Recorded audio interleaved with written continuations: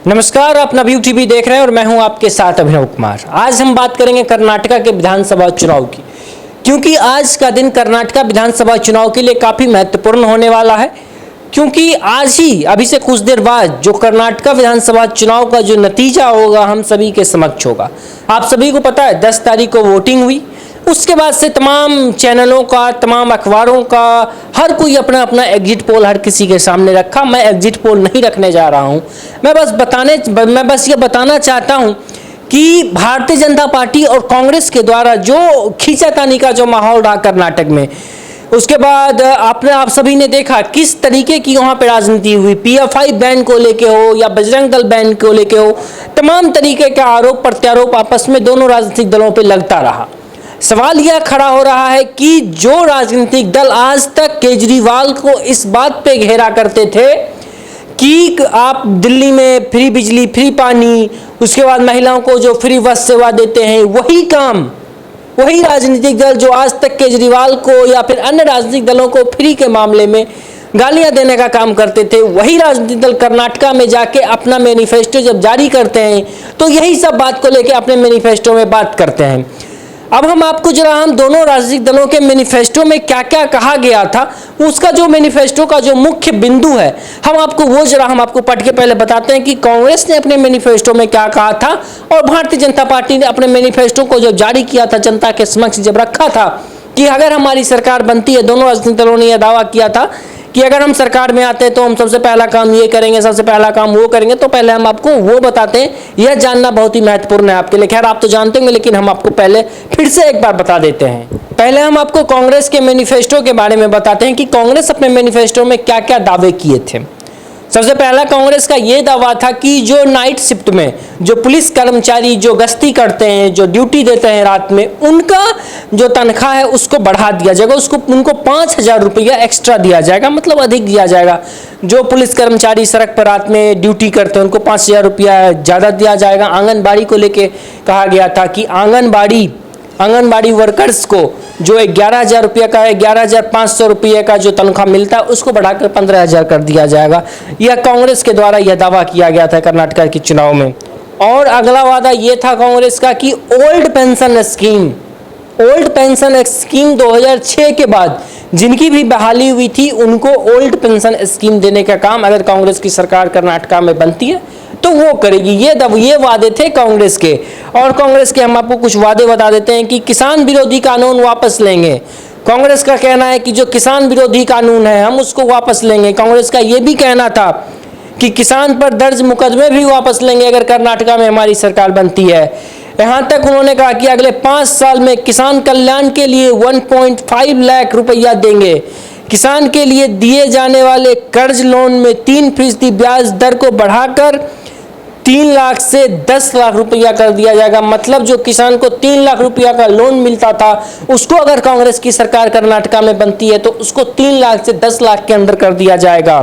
उसके बाद बिजली को लेकर भी वादे किए गए थे कि ग्रामीण किसान के लिए दिन में कम से कम 8 घंटे बिजली दिए जाएंगे कर्नाटका में। उसके बाद कहा गया था कि फसल नुकसान की भरपाई के लिए 5,000 करोड़ रुपया दिया जाएगा, जो हर साल 1,000 करोड़ रुपया, 1,000 रुपया को लेके 5,000 करोड़ जो रुपया का वाद किया गया कि कांग्रेस के द्वारा अगर हमारी सरकार बन जाती है कर्नाटका में जो क्षतिपूर्ति होगी वो उसमें हम फसल नुकसान में जो 5,000 करोड़ रुपया हम देंगे वो एक हजार करोड़ रुपया करके 5 साल तक देंगे। और सबसे अहम और महत्वपूर्ण बात, कांग्रेस अपने मैनिफेस्टो में यह कहती है कि हम पीएफआई और बजरंग दल को बैन करेंगे अगर हमारी सरकार बन जाती है, जिसको लेके कर्नाटका में ये एक घमासान माहौल बनते हुए दिखा कि इसी पे दोनों राजनीतिक दलों के बीच काफी खींचातानी हुई। प्रधानमंत्री मोदी ने बजरंग बली के नाम पे भी वोट मांगा था। उन्होंने कहा था कि बजरंग बली को ये ताले में बंद करना चाहते। जिस तरीके से प्रभु श्री राम को ताले में बंद करने की कोशिश की गई उसी प्रकार से बजरंग बली को भी बंद करने की कोशिश की जा रही है। उसके बाद जब योगी आदित्यनाथ कर्नाटका चुनाव में पहुंचे थे तो आप सभी को याद होगा उन्होंने साफ तौर पे कहा था कि कर्नाटका का जो विधानसभा चुनाव है इसमें हमारा रिश्ता बजरंग बली से पुराना है। जहां भी प्रभु श्री राम की पूजा होती है वहाँ पे बजरंग बली की पूजा होती है। और आपको बता दें कि हेमंत बिस्व शर्मा जो बीजेपी के मुख्यमंत्री हैं, उन्होंने तो जब कांग्रेस का मैनिफेस्टो जारी हुआ था तो उनके द्वारा कहा गया था ये सेकुलर पार्टी का मैनिफेस्टो नहीं हो सकता है, ये किसी पीएफआई का मैनिफेस्टो है।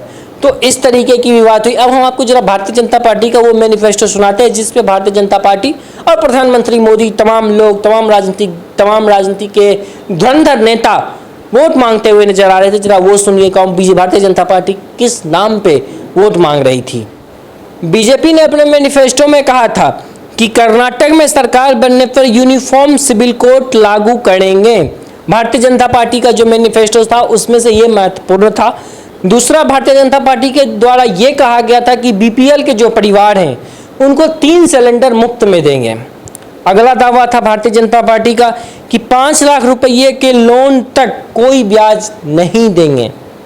मतलब भारतीय जनता पार्टी का कहना था कि अगर कर्नाटका में हमारी सरकार बनती है तो 5 लाख रुपया तक का लोन हम नहीं लेंगे। और वो गरीब परिवारों के लिए 5 किलो का जो अनाज था वो भी कहा गया था कि कर्नाटका में हमारी सरकार बनती है तो हम गरीब परिवारों को 5 किलो का अनाज देंगे। और कांग्रेस के द्वारा ये कहा गया कि हम अगर हमारी कर्नाटका में सरकार बनती है तो हम महिलाओं के लिए फ्री में मुफ्त बस सेवा करेंगे। दूसरा बात कहा गया था बेरोजगारों को भत्ता देंगे। तो तमाम तरीके की बात रही।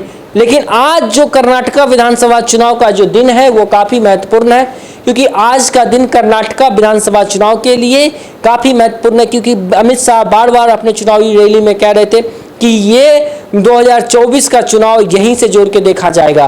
तो मतलब आज जो भी व्यक्ति, एक तरीके से ये कहा जाए कि जिस व्यक्ति को, जिस राजनीतिक दल को अगर कर्नाटका की सत्ता मिलती है तो क्या यही कर्नाटका का रास्ता, कर्नाटका का सत्ता आने वाले 2024 चुनाव का रास्ता तय करेगा। देखना बहुत महत्वपूर्ण है आज क्या होता है। आज का दिन भारत की राजनीति के लिए काफ़ी महत्वपूर्ण है।